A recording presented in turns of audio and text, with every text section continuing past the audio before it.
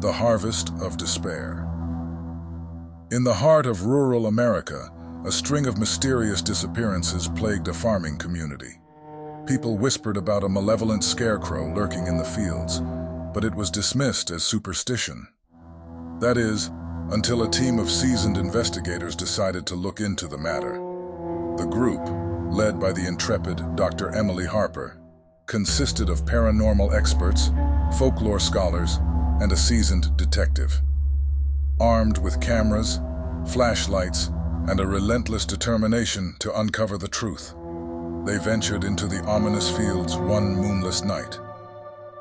As they navigated the labyrinthine rows of corn, the investigators felt an eerie presence watching them from the shadows.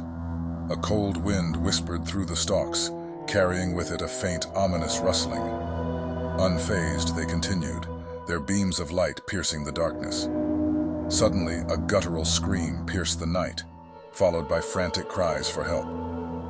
The team rushed towards the source of the commotion and stumbled upon a horrifying sight. A scarecrow, with hollow eyes and a grin that stretched grotesquely from ear to ear, stood over a writhing figure. The investigators' flashlights revealed the victim's face contorted in terror as the scarecrow's burlap sack head leaned closer, its breath like a frigid gust of wind. The detective, armed with a shotgun loaded with salt rounds, fired at the creature, but the pellets passed right through its straw-filled body. The scarecrow, seemingly unfazed, turned its attention to the investigators. It moved with an unnatural grace, its limbs twisting and contorting like a marionette under the control of a malevolent puppeteer. Dr. Harper, her voice trembling, ordered the team to retreat. Desperation fueled their escape as they tried to outpace the relentless scarecrow, but it pursued them with relentless determination. One by one, the investigators were ambushed and dragged into the fields, their screams echoing through the night. Dr. Harper, the last remaining member, reached the edge of the field, gasping for breath. She turned to face the approaching scarecrow, her heart pounding with fear and determination. In a final act of defiance, she recited an incantation she had discovered in her research, a chant meant to banish the malevolent spirit. As the incantation flowed from her lips, a blinding light erupted from the scarecrow's form, and it let out an agonized shriek that shook the very earth. The creature disintegrated into a cloud of ash, its evil essence scattered to the winds. Dr. Harper, battered and shaken, was the sole survivor of the harrowing encounter. She knew that the terror of the abducting scarecrow was far from over, but she had bought the town a respite. As she looked back at the fields, she couldn't help but wonder how many more unsuspecting souls would fall victim to the nightmarish guardian that lurked among the crops. The Cursed Canvas. In the heart of a bustling city, there stood an old and decrepit art studio. Its faded sign read, Hawthorne's Gallery. Mr. Hawthorne, an eccentric artist, had lived there for decades, shunning the world outside. His works, known for their dark and enigmatic nature, were rumored to be imbued with an eerie power. One day, a struggling artist named Mia stumbled upon Hawthorne's gallery. Desperate for inspiration, she decided to venture inside. The moment she stepped over the threshold, an uncanny chill enveloped her, sending shivers down her spine. The studio was a labyrinth of canvases, each one more haunting than the last. At the center of the room stood a massive, unfinished canvas, covered with a tattered sheet. Curiosity gnawed at Mia, and she approached it hesitantly. As she lifted the sheet, she gasped at the sheer malevolence emanating from the half-formed figure on the canvas. It was a nightmarish depiction of a scarecrow, its eyes two burning orbs of hatred. Unable to tear her gaze away, Mia reached out to touch the cursed canvas. The moment her fingers brushed its surface, an otherworldly force surged through her. Unbeknownst to her, she had become a vessel for the tormented spirit trapped within the painting, the vengeful essence of a scarecrow, that had once terrorized a remote farm. As days turned into weeks, Mia's life unraveled. The Scarecrow's malevolent presence grew stronger, invading her thoughts and dreams. It whispered horrifying secrets, urging her to complete the painting.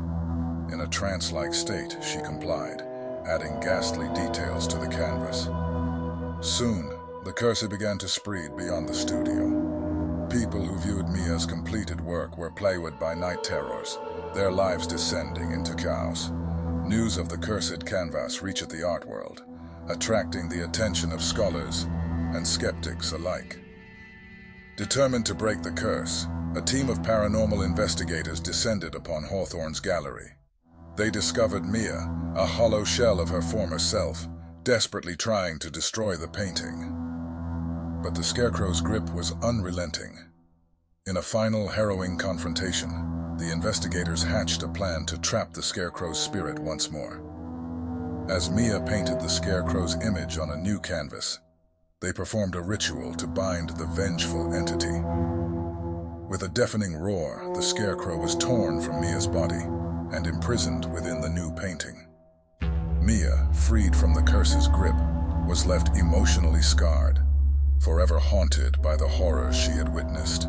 The cursed canvas was sealed away in a vault, never to be seen again. But the memory of Hawthorne's gallery and the nightmarish Scarecrow that had once inhabited it would linger on as a cautionary tale for generations to come. A chilling reminder that some art has the power to transcend the canvas and shape the very fabric of reality. The harvest of fear. On a moonless night, 4 friends decided to spend the weekend at an isolated farm deep within the countryside. The farm had been abandoned for years, except for the imposing Scarecrow that stood sentinel in the overgrown cornfield.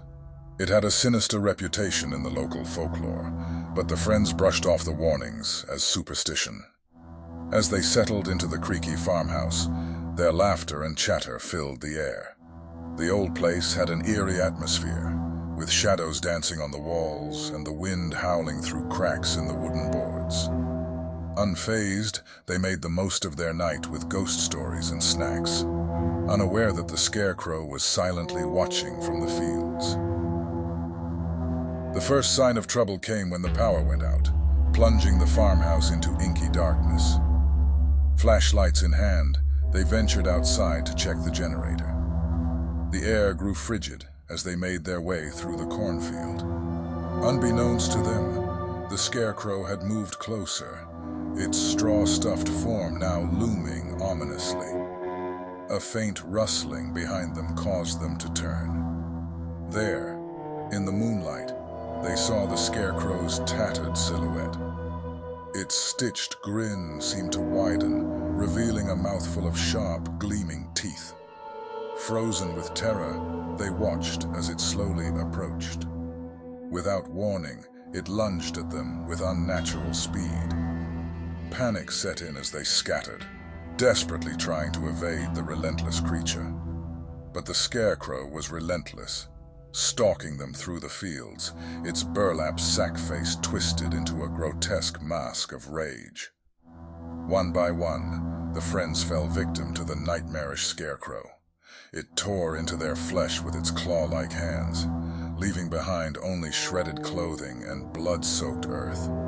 Their screams echoed through the silent countryside, unanswered by anyone who could help. As dawn broke, the Scarecrow returned to its rightful place in the field, a silent sentinel once more. The farm would remain a place of unspeakable horror, a cautionary tale for anyone who dared to venture too close to the fields. The friends' fate served as a chilling reminder that some legends are rooted in the darkest of truths, and that evil can lurk even in the most innocent of forms.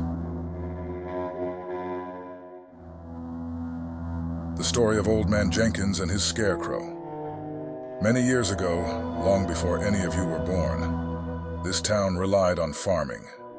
Old Man Jenkins, a reclusive farmer, had a sprawling cornfield on the outskirts of town. His crop was the finest for miles around, and folks used to come from all over to see it. But Old Man Jenkins was a peculiar fellow. He was known to talk to his scarecrow, a raggedy thing with a face like a burlap sack, perched at the edge of his field.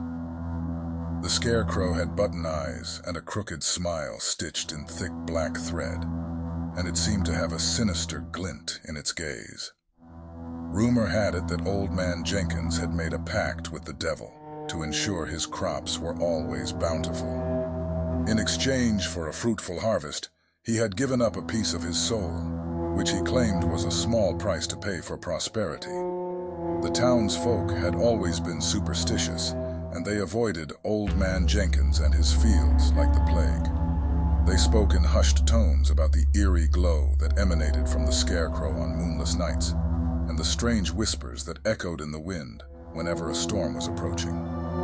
One dark autumn evening, a group of adventurous youngsters decided to prove that Old Man Jenkins's scarecrow was nothing more than a bunch of stories concocted to scare them. Armed with flashlights and a heavy dose of bravado, they ventured into the cornfield. As they approached the scarecrow, the wind picked up, and the moon was hidden behind a thick veil of clouds. The night grew colder, and the children's bravado waned. They poked and prodded at the scarecrow, teasing it and laughing at their foolishness. Suddenly, the wind stopped, and a deathly silence fell over the field. The scarecrow's button eyes glowed with a malevolent light, and its stitched smile widened. It moved slowly at first, but with increasing speed. The children screamed and tried to flee, but their feet seemed to be rooted to the ground. The scarecrow's straw-filled arms reached out, and one by one, it dragged the terrified children into the darkness of the cornfield, their cries fading into the night. The wind resumed, carrying their anguished wails far away. The next morning, the townsfolk discovered the children's torn clothing scattered across the field, but there was no sign of the youngsters themselves. Old Man Jenkins, they say, had vanished as well, leaving behind only the eerie scarecrow, standing as a grim sentinel over his cursed field.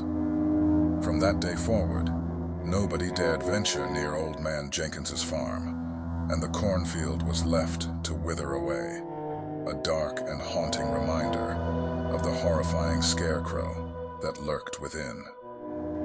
Some say, on moonless nights, you can still hear the faint whispers and see the faint glow of those cursed button eyes. So, young ones, heed my words. Some tales are best left undisturbed, and Old Man Jenkins and his scarecrow are best forgotten.